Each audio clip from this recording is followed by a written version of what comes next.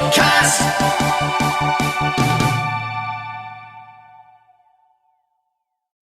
Today's guest is an old-school animator of fan favourites such as We Love the Moon and the Roadkill series. Please give a big Koit welcome to Joel Veitch of rathergood.com. Hello. Hello. How are you, my friend? I'm wonderful, thank you. How are you?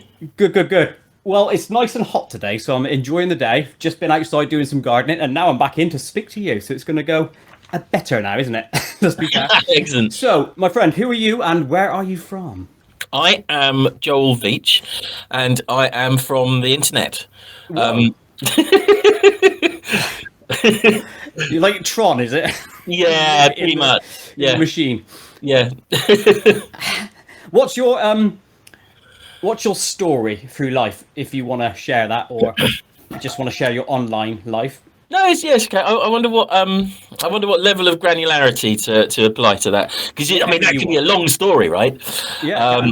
Yeah. Make it interesting. That's all you have to do. No pressure. Yeah, no, I'll do a very brief version. Okay. So, well, how did we get here? Yeah, that's probably a good question. In theory, yes. That's ultimately what's your journey through life to this point. Yeah. So I kind of went to university, and then I got spat out the other end of that with no idea what I wanted to do at 21. And this was before, like, there was an internet in those days, wasn't there? But it wasn't quite the same as it is today. Like, kids today wouldn't recognise it. Yeah, I didn't really know what I wanted to do. So I spent a couple of years in the world trying to be a normal human, and realised that it wasn't really going very well. Like, I'm not very well suited to that kind of thing, it turns out. Like, after a few years of that, I was just thoroughly miserable and went off to spend a year travelling to work out what I wanted to do. And when I got back after that year, I still didn't know what I wanted to do, but I did have a friend who'd been back to college and done an electronic media course. And he was like, "Oh, you should do that, because then you get a year when you don't have to decide still." And I was like, "Okay." Yeah, that's it. Yeah, like, that's a justifiable use of a year, which kicks the can down the road. Sorry? Yeah, very much so. Yeah, absolutely. Like, it felt like it was doing something constructive while also not committing to anything. So I did that, and in the course of that year, like, actually, I was gifted the domain name by my dad as a Christmas present that year, which I guess would have been 2000, because I'd just come back from Australia at the end of 1999. Yeah, and then so it was Christmas 1999, the beginning of the year 2000, and then I went off to do this MA, and I kind of, in the process of doing that, and the months up to that, I'd started to learn how to use Flash and stuff. And I thought, oh, actually, this is quite easy and also really powerful. I don't think you'd think that now, but compared to what computers used to be like when Flash appeared, it was like all of a sudden you could make animation without having to be a proper animator, and you could make interactive toys without having to be a proper coder, and it was cool. Like, it was a really awesome thing. And I made I was just fiddling about with Flash, trying to work out how to make it go so that when I went to this MA, I would know something. And I made this little grid of my head that swore every time you ran a mouse over the head. My head would pop up and go, "Fuck!" or "Oh, shit, wank!" or "Big dog's cock!" And all the good stuff. Yeah, and if you ran your mouse over it rapidly, they'd all swear at once. And I called it the Swearatron and put it up. And to my amazement, people actually really enjoyed playing with it and liked it. What about the Squareatron though? Did people like playing with that as well? Oh yeah, very good. But and so I was temping kind of in this few months period up until the summer when the course started, and I put a few bits and bobs up on the website that while I was teaching myself how to use Flash, and I got a call from this company that they're long dead now called Ha Ha Bonk, saying, "Could we license your Swearatron?" I was like, "Really?" And they gave me like £1,000 for this thing. I was like, oh my god, because it takes forever to earn £1,000 when you're a temp, right? Yeah. And I was like, oh my god, you can actually get paid money to do this. This is ridiculous and incredible and amazing. And so I then with like a renewed vigor, I was like, oh, okay, this could actually be something that you can do in the real world. And I went off and I spent a year learning how to do things, and I came out with a website with Rather Good. But the other key component to that, like really important component, is that a few years before, I'd shared a flat with a young man called Rob Manuel when we were yes. when we were 18, and so I was still in touch with him, and he was like, "Oh, you make stuff on the internet, brilliant! Why don't you come and play with us?"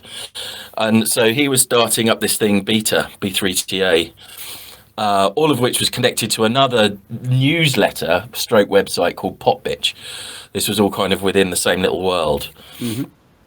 And I ended up when I left the MA course, I kind of walked into stuff like proper stuff straight away because of Rob setting up Beta. There was like a thing to do, so and that really was the start of the whole thing. So I was starting to do Rather Good properly, and Beta was growing, and I was helping with Beta, and Beta was helping me, and we were all kind of with Popbitch, and it was all I didn't great. realise that you were part of Beta. I mean, because I joined Beta at that same time as you did, roughly. Yeah. Well, you'd have been there from the start, presumably. Well, yeah, I mean, you were very I early. didn't realise you were part of that scenario. Yeah. So, like I say, I shared a flat with Rob when I was 18. So yeah, we very much. Rob was my kind of.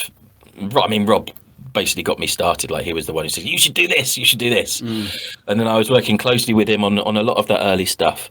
And like the idea was, he was building this community, which I was kind of involved in and evangelizing for. But the key thing being, it's like, look, we were making stuff and saying, look, this is the stuff we're making. Come and play with us.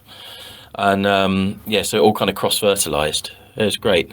So that was your grounding and Yeah. Beta. For anyone who doesn't know, it's still alive today, I believe, isn't it? It is. It's still there. Yeah. I haven't been on it for God knows how many years, but I used to You use the should go same as back. you. Yeah, it's still the Yeah, same. I probably should go back. It's a place where it's a forum, an old school forum where people used to go on, type jokes, do funny images, gifs, and then it branched out into Flash and projects that we could throw into Rob's newsletter, and it would get sent out to a shed load of people. That was the viral thing of the day. And in fact, I believe I met you in 2001 face to face. Yeah, we used to do If you bashes, remember didn't that. we? Yeah, doing a bash. I saw you. Yeah. In fact, I'll pop up a pic on here when I do the final recording, so you can see what me and Joel looked like back then. I different, haven't let me changed tell you. at all. Like it's almost. No, not at all. Yeah. I haven't got this like balding patch coming in the middle at all. No one can see that. I'm not brushing all my hair towards that middle bit. So yeah, that's your grounding then. What was the first animation you created, if you remember such a thing? Because obviously sometimes the first ones we did aren't even alive nowadays. Yeah, no, you wouldn't be able to find it. What was it called? It was like literally the first one I did was very much like messing about with Flash and trying to work out how to make it go. And I think it was called The Adventures of Dead Dog and Friends. Right. And it was a dead dog and two Friends? live dogs. Yeah. And dead dog just didn't do anything. That was kind of the joke. Perfect. Yeah, that was it. I mean, it was awful, obviously, and isn't publicly available. But it was. I mean, it was on the internet once, and in those ever days, get to Beta? no, it wasn't. It wasn't high enough quality for that. I'm not saying something. In your early work, you did do some sort of like flash coloring in that, like the Blode series, but you worked mainly with like photos, didn't you, rather than drawings? Yeah. Was there a reason why you chose photos rather than drawings? Yeah, because I'm crap at drawing. Honest answer and fair play. Yeah, it's true, right? Like I enjoyed playing with Photoshop. It's a fun thing, and I find drawing really frustrating because I'm not good enough to get the thing in my head onto the screen or the paper. And it's one of those things where if I just practiced when I was a kid, obviously I would have been able to build up the skills to do it, but my inherent lack of patience and failure to apply myself means that I've just remained frustrated. And now I work regularly with people who are brilliant artists, and I just find it heartbreaking. You want to draw that masterpiece and you can't do shit. Yeah, I know that one. Yeah. So I got my next question, or more of like a scenario, is tools of the trade. Now, obviously, you've mentioned Flash. Are you still using Flash today? Are you still creating? I'm not using Flash at the moment, although I did open up an old We Like the Moon project for work purposes only like a couple of days ago. But my main, so I mean, things moved on, right? Like the Flash. So Flash still exists, although it's not called Flash anymore. It's called Adobe Animate now, but it's still there, and I think people are still using it to animate. But like the bar is higher than it used to be. And it's just, everything's changed, right? Like when we started out, there wasn't YouTube. You couldn't put videos online. People were still using dial-up connections, which were very slow, and everything had to be tiny in terms of how heavy the files were, so that you could watch them on dial-up. And the internet was a very different place, right? It was the wild, wild west, essentially, wasn't it? Was it? Yeah, it was. And that lo-fi style of animation that we were doing, it was born from, I mean, from our perspective, from the perspective of people who were actually doing it, it was born of ease of use and the need to keep things small. But I think what people saw while they were consuming it was this new crazy lo-fi art style. And I'm not sure that it was ever really conceived in that way. I mean, it became a thing, right? We used to call it undesign. It became a thing. Yeah. I've not heard that phrase before. Yeah, but it never really started. It started out as like, that's just the easiest way to get this stuff done and delivered. And you can't, that style is very dated and not something that you could really do effectively now, I don't think. So we moved. You could do it, but there might not necessarily be a big audience for it. Oh yeah, no, that's a much better way of putting it. Yeah, people wouldn't be very forgiving of it now. And like we did kind of, there was a period where we were doing a higher production value projects still using a cutout style. We did that by moving over into After Effects, which a lot of people have done. Because you can do a lot of the same kind of cutouty feel stuff, 2D layers moving, but just manipulate them in a more sophisticated way and deliver them as video instead of as Flash animations. But I don't really do anything like that professionally anymore. Like we're at the moment these days we're working with kind of big boys toys, which I don't know how to use really, and like actually. I'm not really doing the hands-on animating anymore because it's. So what do you do then? Because obviously, if you've taken this step back, a part of your, I mean, what's your job essentially now?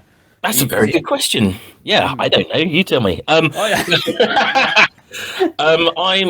making a TV show at the moment. Oh wow.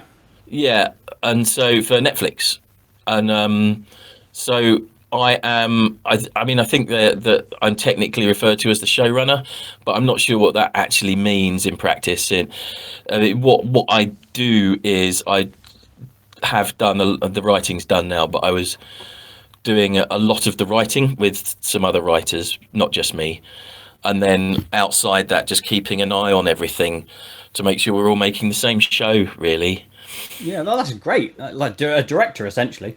Well, no, it's not because we have a director. It's it's like somebody, like the director is deep in the actual making of the animation and stuff. But like the idea is that you've got someone, because it's based on some shorts that we made on the internet years ago. And the idea is that you've got someone, one of the original creators, across the whole thing, from the initial idea to the writing to the character design to the direction to the sound, the voices, the music. Like there's one person keeping an eye on the whole thing, because every bit of that, there are very talented people doing their bit, and the idea is I just kind of float up off float along the top of it, making sure that we're all trying to make the same thing. You know what I mean? Yeah. I think that's how more akin to a producer then, is it? Well, no, because there are producers who do the actual producing. So you're like an extra layer above them then. Yeah, it's just kind of, It's hard like to explain, isn't it? Yeah. creative oversight. Call it that. Yeah, creative oversight is probably a good way of putting it. Yeah. Cool. But a lot of writing. Yeah. Back to your early days then with Rather Good and that. What's the one project that you're most proud of? It doesn't have to be the one that necessarily give you the best success, but what is the one thing that you really enjoy? I think it's We Like the Moon, which also is the most successful thing we've done. But I think it is. it's also one of the easiest things we've ever done. One of the least work things we've ever done. Which it tells you something, right? Well, it's the same. It's often the simple ideas have the legs, don't they? Yeah. Yeah, it's true. So I know I agree on that, and I'll link to We Love the Moon in the description to this video when it goes live. Now, obviously, that We Love the Moon spawned a number of offshoots, if you will, wouldn't it? Yeah. You got commissioned work on the back of it, did you not? Yeah, we made a Super Bowl ad. Yes. How did you feel about that? That was bonkers. Yeah, it was completely bonkers. Like, brilliant, insane. Like, everything blew up a bit then. I realised that, I mean, I think the world's changed since then. But in those days, there was, the internet was much smaller. It wasn't as all pervasive as it is now, right? So there were those of us who were on the internet, but there was a lot of the world that wasn't really aware of what was going on. And the big medium was the telly, much more so than today. This is 20 years ago, right? Yeah. And what I realized was that the internet, there's something about consent in here, right? So the internet is a fundamentally consensual medium. So you get something because you've clicked on a link to it, and you've usually come across that because you were looking for something vaguely related, or because somebody you know has sent you that link, and they've curated it to an extent, right? So all of the crazy shit that we were doing was kind of in a world of people who were interested in and supportive of the crazy shit, right? And then what I realized was, if you take these screeching, ugly creatures and you put them on a Super Bowl commercial, then you are non-consensually invading the safe space of tens of millions of people's living rooms during the most watched sporting event in the world. And it caused complete craziness, you know. Like, it just blew people's minds. I don't think anything like that could happen today, because the goalposts have shifted way out, you know, and people wouldn't be quite so baffled and outraged as they were then. But it was hilarious. Like, it was really funny. I know. What did your family think of that? Because obviously they loved it. Just come from nowhere to like, whoa. Yeah, they loved it. Yeah, it was great fun. My brother married an American girl about that time, just after the ads came out. So we were all over in America that summer for the wedding, and it was kind of, you know, it was all very current, and everybody was like, you know, do the voice. I bet that bugged out your consoles for years, didn't it? Yeah. Come on! It's a very strange animation, but funny nonetheless. On a similar note to this, what's one project that you thought was ace of yours, but didn't go down well? You thought, buggers, I really like that one. I mean, there's been hundreds of those, right, over the years. I mean, that's the thing, is, like, I know, like, I mean, I don't know if it feels this way, but it probably feels like, to, you know, the person who's consuming most media, that everything they watch is like made by someone who like sit in a room. Okay, how do we make a brilliant TV drama? Right, brilliant. We'll write it. They'll go on the telly. Great, it's done. Let's do the next one. Like, actually, that's not how it works, right? Every creative endeavor in the history of humanity involves failure and failure and failure and failure and failure over and over and over again, until somehow the stars eventually align and one goes right. And so it's just that most people never see the ones that don't fly, right? So, I mean, there's just loads of things we've made that I thought were really good that didn't work out. Loads. To be fair, you're right on that, because I got a shit ton of those as well. Besides that photo style, and obviously your early drawing, you branched out into stop animation, into one particular animation that is honestly my all-time favourite thing of yours. Oh, good. Oh, I'm glad to hear that. And when it came out, I couldn't even believe it was you that did it. And I don't mean that in a negative way. You know what I mean by that. It's surprising. It's called Wanky Shit Demon. And it is. I think that was right up my alley, based on the stuff I do. I think that's bloody ace in all ways, shapes and forms. Oh, what is the story behind that one? Well, okay. I mean, that's really interesting. So, There is a man called Tony Blue. So before there was beta, right? Right. There was. Do you remember Yahoo groups?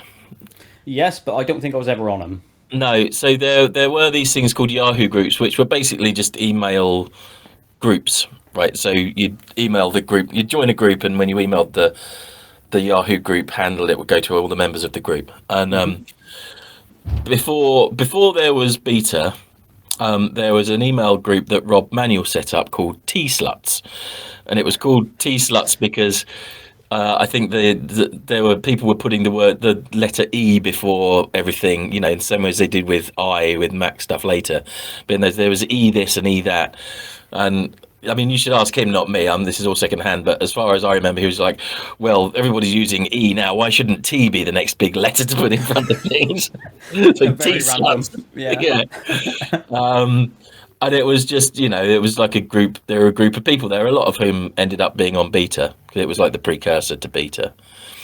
And one of the people on T Sluts was a man called Tony Blues, who still exists. And at one point, Tony Blues happened to mention that if you wank on your own shit, it summons a demon.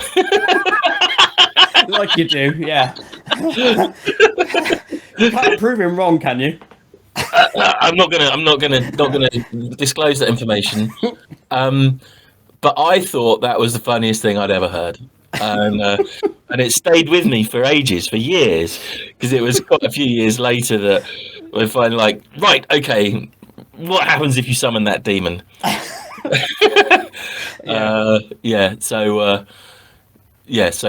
we made the wanky shit demon. Yeah, what does happen if you summon the demon? That's what happens. The wanky shit demon is what happens.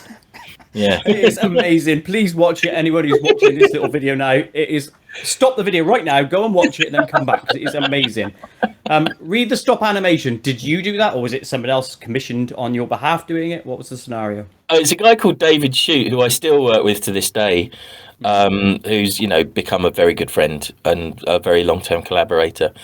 And the way I met David Shute was I had a desk in an office of a company who made viral videos called the Viral Factory in Shoreditch in London, and they kind of gave me a desk because they were nice people, they're lovely people, and they were making a viral video, as you could guess from their name, for the Rolling Stones, because they were releasing an album of some kind. Right. And their brief was make the most obnoxious thing, the most offensive thing based on the Rolling Stones kind of behavior back in the day in claymation, to as a kind of underground promotion thing.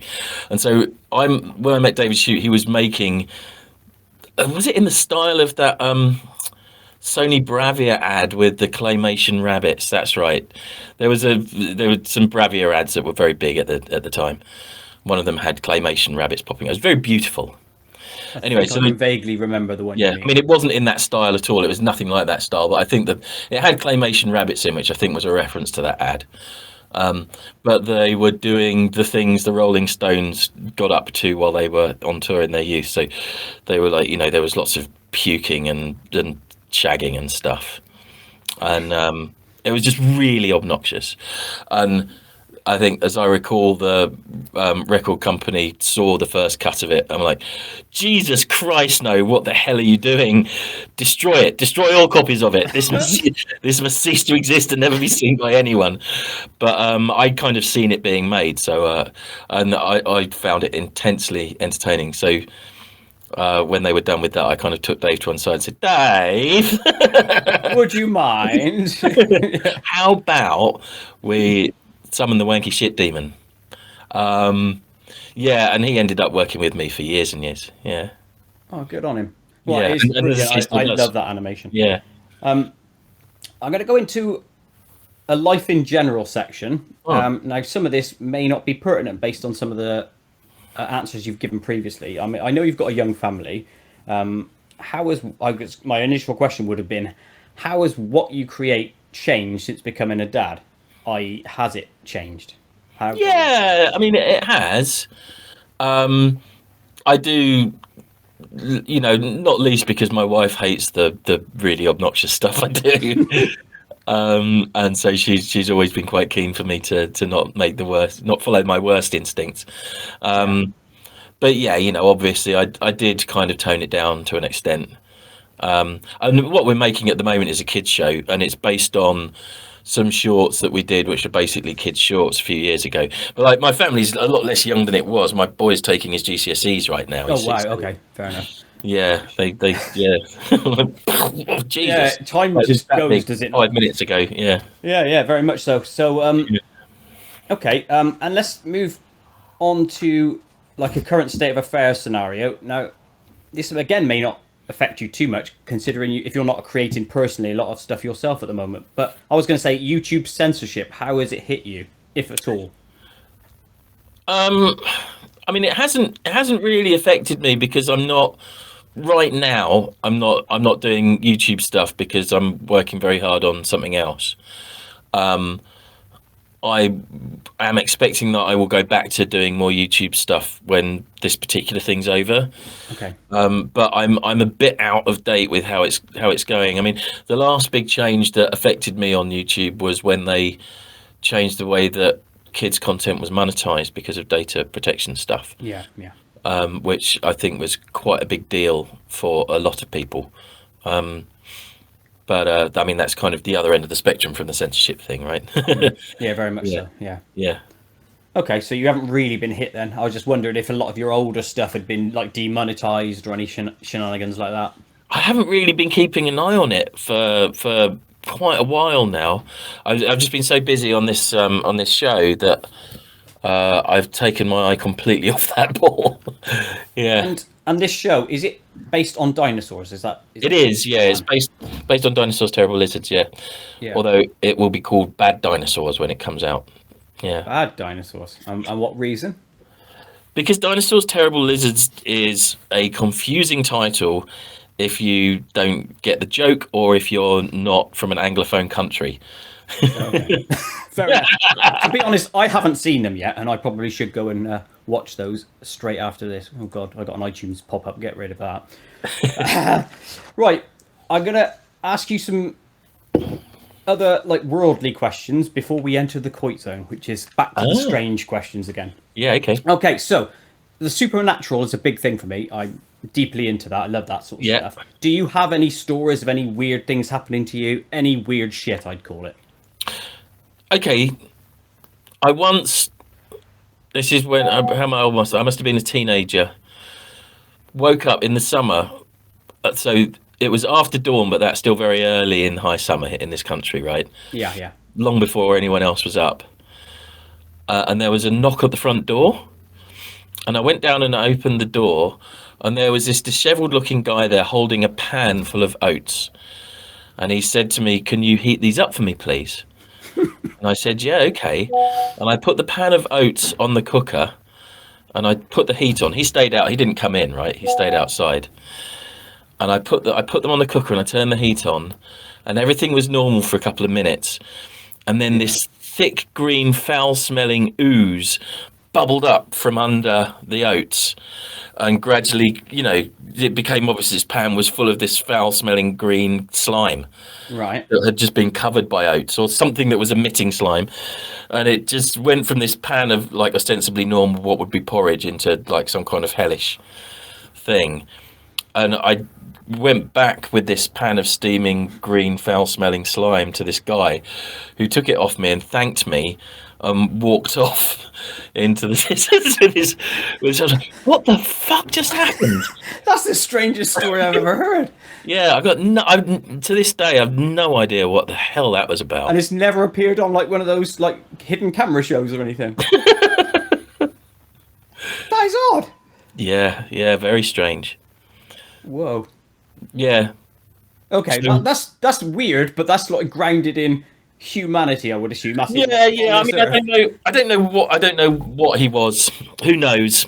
Maybe he was a phantasm. Yeah, exactly. It could have been ectoplasm, couldn't it? It could have been, yeah. In that pot. Yeah, it could have been. How very strange. So, any other weird shit? UFOs, No, that's aliens? literally Just that guy. Yeah, that's the weirdest thing that's ever happened to me by far. That Yeah. is weird, to be fair. I think you do win on that one. Versus, no, I've heard some good stories in my time, but that's the oddest natural scenario I've ever heard. If you assume it is natural. Right, so moving on from that, we are now entering the Koit zone. Koit Zone! Excellent. Right, so what are you afraid of? What am I afraid of? Do you know what?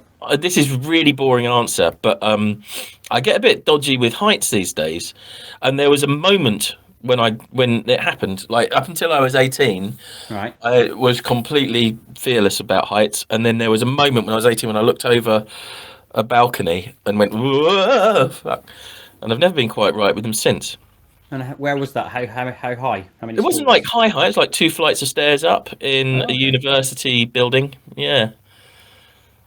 Yeah. How very weird. strange. Yeah, it's horrible because, like, I mean, I'm used to it now, but like the building I work in is like an old warehouse building with external ladders, not ladders, external stairs. So to get in, you have to go up this kind of fire escapey external Yeah. ladder, and it's just a grill, so you can see all the way down to the ground. It's like 6 stories up, this building. And that was horrible for ages. I'm kind of okay with it now. That Yeah. may actually lead me directly into my next question, which was, when was the last time you shat yourself? It literally could have been that. 9:54 this morning.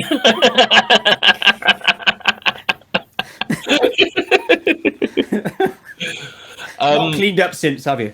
Yeah. Is there a real time you remember? This is literal shitting yourself rather Yeah, than literal shitting metaphorically yourself. being scared. Yeah. If you want to say, you don't have to. I mean, I'd be the type of guy that would say. So, are you? Yeah, yeah.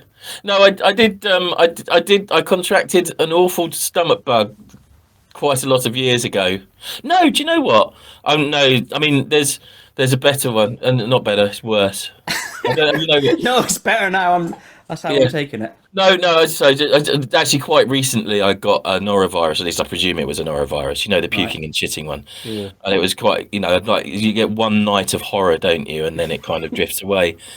But during the night of horror, I did have a moment where I was simultaneously ejecting from both ends, and had to choose which end would be pointed at the toilet. You could have done a spin. That's the worst of all possible worlds. Just revolve. Like if you had a Scream and sink revolve. nearby, you get the sink. Yeah, that's gross. Yeah. If I had to relate anything I don't really like or I'm afraid of, it's being sick. So. Oh, right, okay. Yeah, I really hate being sick. Yeah, I don't mind it under normal circumstances. Like there are times when it can be horrible, can't it? When it's like like an ill sick and there's only bile and it starts to really hurt. But yeah, anyway, sorry. Yeah, there you go. No, that's okay. I'll just gloss over that one. Move on. Another strange question. Eggs. Eggs. Preference on eggs. Yeah. Preference on how you like to eat them. Oh, okay. Sorry, I'm gonna talk a bit about eggs because we a couple of years ago now, so I moved to the country a few years ago, Right. and one of the big advantages of living in the country is that we've got chickens. So we produce our own eggs, and I mean I don't literally produce eggs. You like that scene on Airplane? Yeah. No, you definitely shouldn't try and eat anything that comes out of me. But Beautiful. but yeah, so we've got chickens. So we have eggs every day from the chickens, which incidentally are brilliant. Like I had no idea that having chickens would be great, but having chickens is great. They're real little characters. But yeah, so I've ended up having got quite into chickens, selecting them for their different eggs. So we've got one who lays white eggs, and we've got a couple of girls who lay different shades of brown eggs, and we've got a couple that lay blue eggs. Blue eggs, yeah. I've seen Yeah, those, yeah. and a couple of little bantams, which are like mini chickens that lay little eggs. So yeah, we've got all the eggs. Yeah, All the eggs in the world. yeah. Sorry, in terms of how to prepare them, my most common egg prep would be a fried egg, flipped. Oh, you're one of those, are you? But what I should do more, because I really love them when I do them, is I should poach them, because I love a poached egg. You can always guarantee you get like a solid white and a runny yolk, right? You guarantee That's it it. every time. Yeah. I'm glad you said that about the runny yolk, because people that don't have a runny yolk, and Tiff, if you're listening to this, I can't trust you when you have a solid yolk. It's just gross. Yeah, it's wrong. It's incorrect, right? It is wrong. Yeah. My girlfriend Tiff, she also wants to keep chickens, but we just don't have the yard space for them. But it's something we plan on doing in the future. Yeah. For those reasons. Right. Have you ever broken a bone, yours or someone else's? Oh, both. Yeah. Really? Yeah. Oh, go. So I don't have any great bone breaking stories of my own, no spectacular ones. I did. This is like so pathetic, right? Right at the very start of lockdown, Yeah. I dropped a wheelbarrow on my toe, and it was incredibly painful.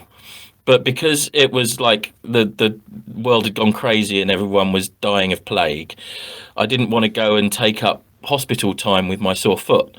So I never went and got it seen to, because like there were, people were dying. It was horrendous, wasn't it? I remember how it was at the start. Yeah, wasn't And so I never got it looked at, and as a result, it never really got better. I mean, it got better, but and then last year. Was it last year or was it the year before? The year before, I was on the beach and it just became impossible to walk in it. So I did eventually get it looked at then, and they x-rayed and said, "Oh yeah, you broke your foot, yeah, but it's too late to do anything about it now." Yeah, you have to wear these Coco the Clown shoes from now on. So yeah, I don't know, but it's fine now. But it was pretty pathetic as bone breakings go. But then when I was a kid, on the other people's things, bones front. When I was a kid, when I was quite young, me and my brother were playing Tarzan without a vine, which was jumping from the armchair to the sofa. It's not a euphemism, is it? No, it's just going ah and jumping onto the sofa. Okay. And I thought I'd make it more difficult by kind of being an obstacle. And my brother jumped over and kind of caught me, so I kind of caught him midair, and he went over and he landed on his elbow and he smashed his elbow. It was really nasty. My mum came in and kind of went white as a sheet and took me to the neighbours, so I wouldn't have to be around while they waited for the ambulance.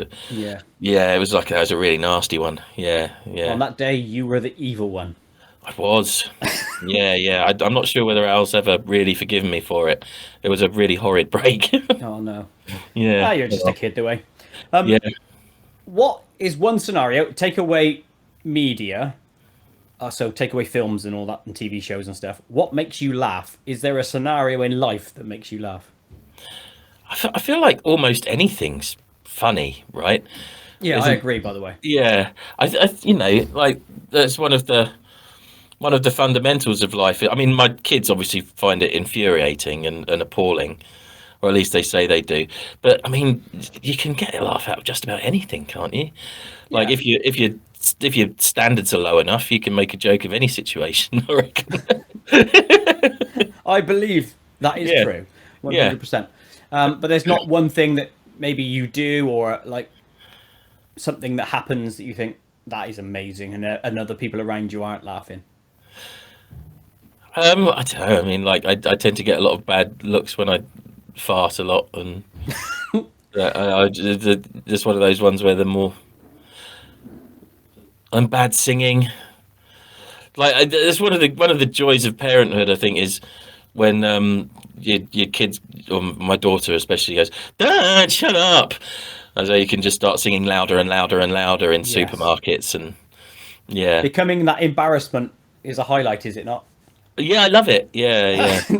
Because I have no shame, you see. So I'm always willing to escalate. That's a good character trait to have that anyway, because I think if you have shame and stuff, I think you then end up within yourself. Whereas if you're true to yourself, your character, it means you never have to restrict anything. Yeah. I've just realised there's, like, in the modern world, there's a really bad version of having no shame, where you, like, nowadays it seems like you can just be a Nazi and that's fine, like you can just. Yeah. Well, I don't mean that version of not having shame. I know what you mean. Yeah. I know what you mean. Yeah. To move on from that, what's the best thing you've eaten today? Oh God, you get me at just the right time, right? Good. Because I mean, I've still got some of it splattered on my t-shirt. I went out for lunch with an old mate today who I hadn't seen in a long time.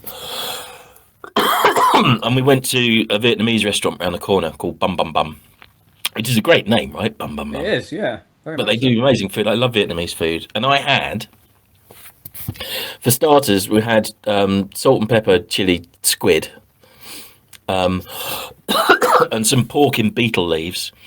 And then for my main course, I had a soup called a bún bò Huế, which is a spicy, rich beef and pork noodle soup, Right. as originally made in the Vietnamese imperial city of Hue. Okay. This is all new to me. Yeah, it's my favourite soup. It is the king of soups. Anyone who likes either soup or noodles or any kind of liquid food Yeah. really ought to find themselves a Vietnamese place and get a bún bò Huế, because it's the best of all the soups. And it's amazing. It's so good, and I've just had one. And I've never heard of it before. yeah, it's the best. It's the best soup. The thing is, I'll never have it because I'm one of those fussy bastards that doesn't eat foreign food. Ah, Yeah, limited taste. you could. Yeah, I don't know. I feel like maybe you should make an exception for this one thing, this soup, because it's such a good soup. I would be one of those people that would be scared to try something new like that, and would rather let someone else have it who would enjoy it and know it, and I can stick to my safe foods that I like. Do you know what? Do you ever eat squid? I've never had squid in my life now. So I love squid. I particularly like that style of squid where it's done in kind of spicy, it's deep fried in spicy batter.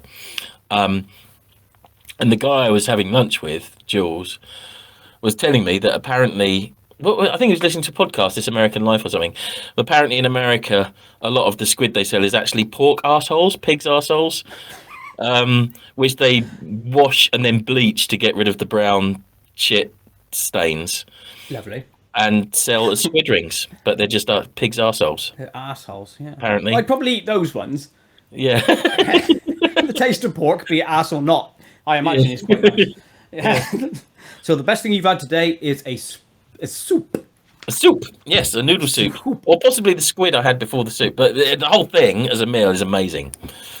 Right, next question. Have you ever been chased by a wild animal? Oh, I feel like I'd remember if I had. Right, that's the sort of thing you'd remember. Yeah. Yeah, no, I don't think I have. No. Not even like a random goose or something. Oh, do you know what I have been chased by? Police? No. So I've got a reasonably big garden these days, right? Since we moved out to the country, and I don't mow it. I'm trying to make it a wildflower meadow. That's the idea. Yeah. And last summer, I borrowed a scythe so that the idea is you cut it once in the summer, and as Jackie, my missus, pointed out, like if you scythe it, you don't kill all the bugs in it like you would if you had it. Yeah. So I borrowed a scythe. Turns out using a scythe is quite difficult. But anyway, I persevered, and I was scything my way through the long grass when I scythed a wasp's nest. Oh, Christ. Yeah, which I realised when they started stinging me. I was wearing shorts. And so I was chased by those bastard wasps. Yeah, I ran away screaming, leaving my scythe just sticking out of the wasp nest. Your future plan on potential scything for your meadow would be to wear one of those death cloaks. Yeah. Literally like death doing it. You're protected, and it's amazing. Or just a suit of armour. Well, yeah, you could do that as well. Yeah, Early riser or late to bed? Well, kind of both, unfortunately, because I find it very difficult to go to sleep early. But at the moment, I have to get up at like 6:15. So I just am short of sleep most of the time at the moment. And are you good without sleep, or are you an arse? I can get by. I just drink a lot of coffee. I mean, I'm less good than I would be if I'd had a proper night's sleep, but I can get by. Yeah. Okay. I really struggle with sleep, so I have to make sure I do that. Best film you've ever seen at the cinema? I'm going to say Everything, Everywhere, All at Once. I loved that film. That's recent. Yeah. Yeah, I only saw it like a couple of months ago, I suppose. Oh, so good though. Very strange. but good. Yeah, I really loved it. Yeah, I thought it was fantastic. I mean, I'm not sure that's at the front of my mind because it's recent, but it genuinely is extremely good. But I mean, also Jojo Rabbit was fantastic. That was really good. Yeah, I enjoyed that one. Yeah, Do you know what I yeah. was expecting you to say, like something from the 80s or 90s, like Indiana No, Jones or something like that? You know, back when no. experience you had to queue up and stuff. Yeah, no. I mean, I did enjoy those films, but I think there's something about the like. I think I appreciate story much more now because I think about story a lot, right? Yeah. Um, and I think about writing a lot because I do a lot of writing, and so I experience those things in a different way from the way I did when I was a kid. And you watch something like Jojo Rabbit or Everything Everywhere All at Once, you're like that's just brilliant, right? The genius that's gone into that thing is amazing. Yeah. It's Yeah, out of the norm and it's good for the mind to expand, is it not? yeah, That's what yeah, I think yeah, about those. yeah. Another question similar to the one from earlier: pajamas or naked to bed? Uh, um, I used to sleep naked. There's more of me now, and what there is less attractive. Um, so I tend to wear a pair of pants these days. Pants. Is it Yeah. boxers though, or is it pants? Pants. Well, I wear what do you call the ones that are in between where they're kind of like trunks? Is that what you call it? Boxer trunks? I know. So not like skimpy pants, but not loose boxers. They're like shorts that are. Secure.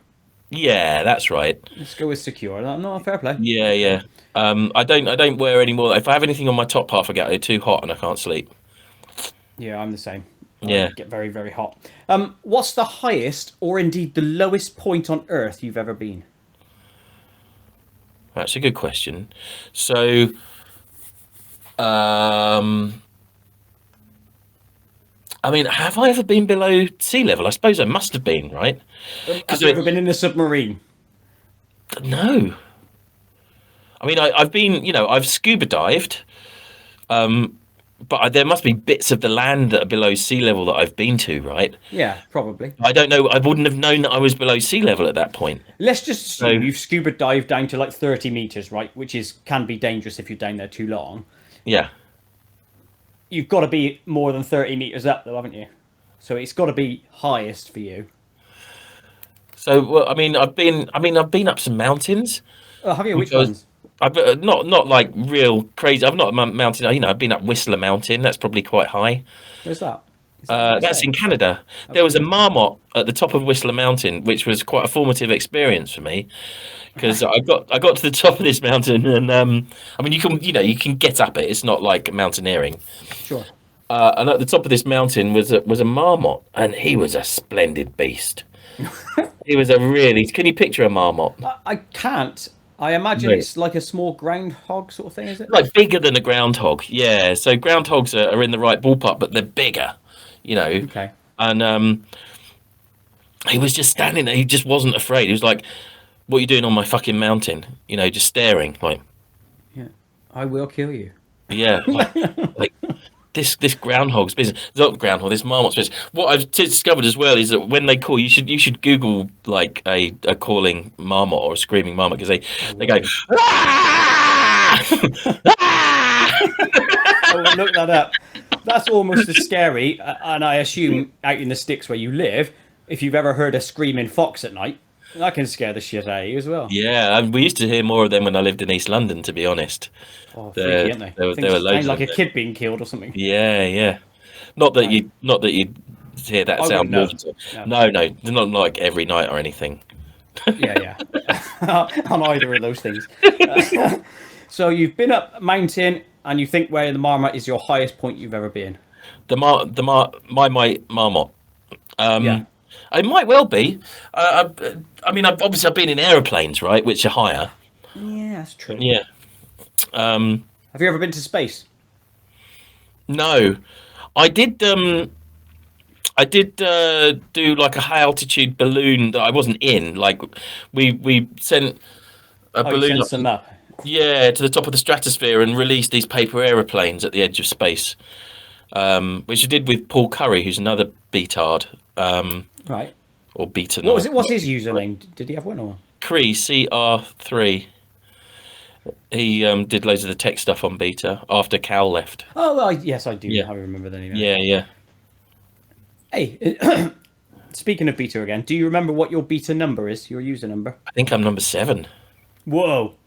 Yeah. I think I'm 2286 or something like that. I have a lower username number than Rob because he had a bunch of test accounts before he put the one in that he actually uses.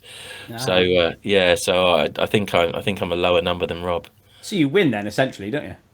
Yeah, at all things, at all the It things. means you own beta and he does not. So any profits need to go to you. Last question before we just get back to the normal stuff. What's your favourite musical artist or group, if you have one? I mean, it changes all the time, right? You know. Yeah, no, it does. It changes all the time. All right, what's your current one then? I would say Wolfpack at the moment. I don't know that one. They're good. Are you kind of an enthusiast with the music? So the reason I really like Wolfpack at the moment is because I mean, like, I used to be in a band, right, and it was great fun. But I'm a bit old for it now. I haven't been in a band for years. Right. But my boy, as I previously mentioned, is getting quite big now, and he plays the bass. And he's started playing open mic nights and stuff with his bass. But because he's playing the bass, I've got really quite into the bass, even though I don't play it myself. What was your instrument then? I was a singer. Oh, okay. Yeah. And Wolfpack, the bassist in Wolfpack, is just brilliant. I mean, they're a very musical band. You know, they're not like 4-piece and a singer. It's like a lot of their music doesn't have lyrics, and you know they're real proper serious musicians. But oh god, like he's so good. Like he's such a. They're one of the, like the bass can sometimes be like the lead instrument and on one of their songs sometimes. And how would you spell this? Sorry. Vulfpeck. I think it's got a K on the end. Yeah. Where are they from? Are they from like Scandinavia or something? Well, they sound like they should be, don't they? But they're from America. Oh, okay.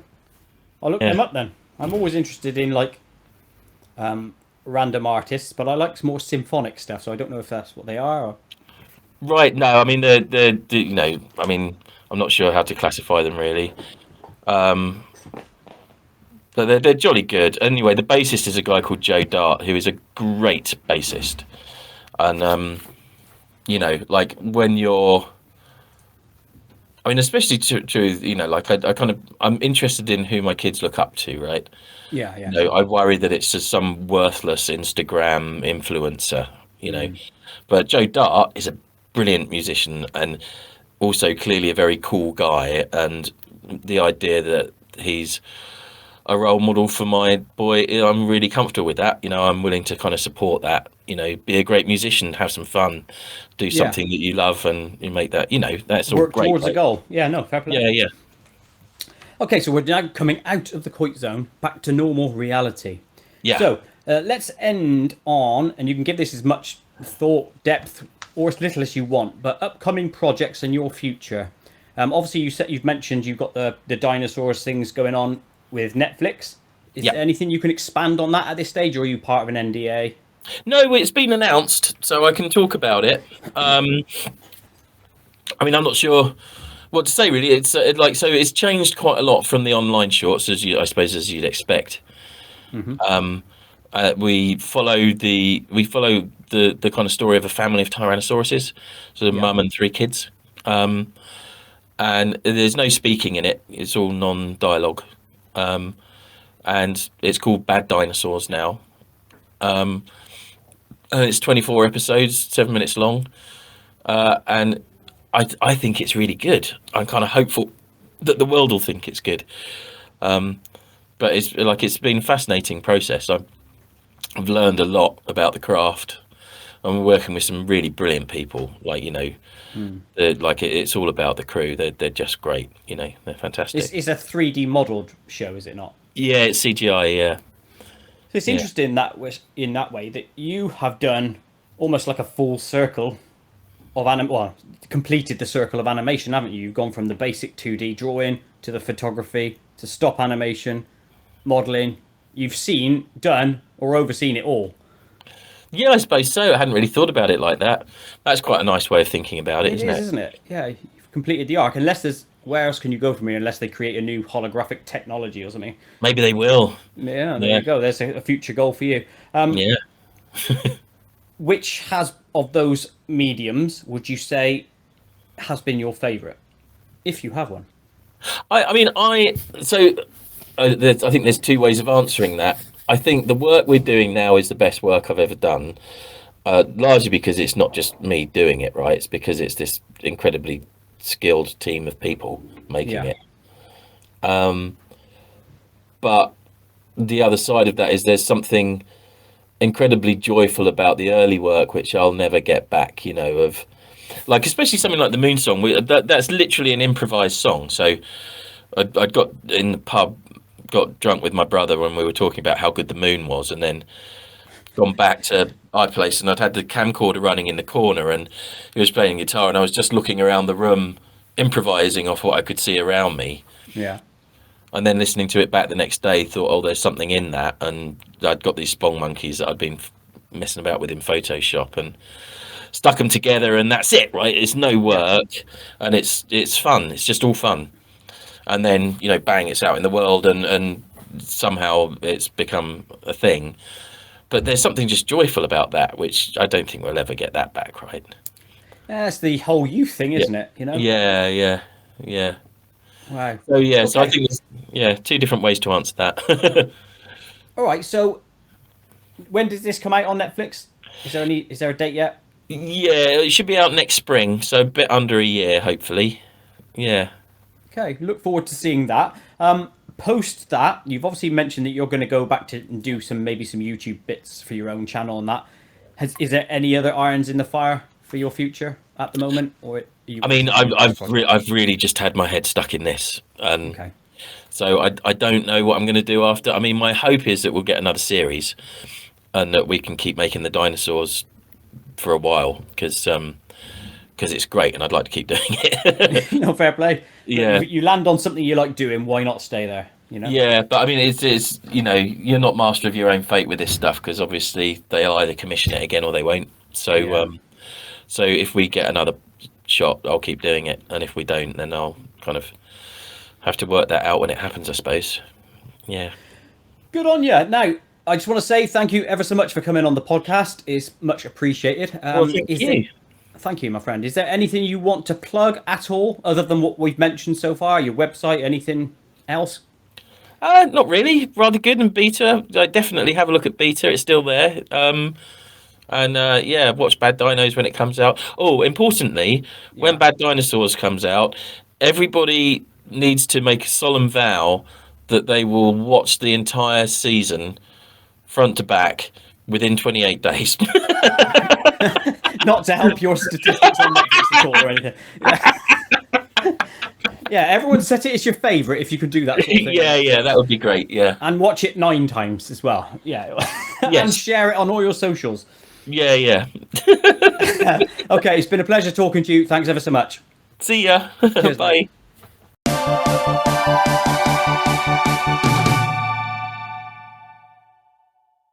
To watch other episodes of KoitCast, or indeed animations I've made, click the image top middle. Click the image top left to download some of my songs, and click the image top right to subscribe to my channel. And make sure you tick that notification bell so you never miss an upload.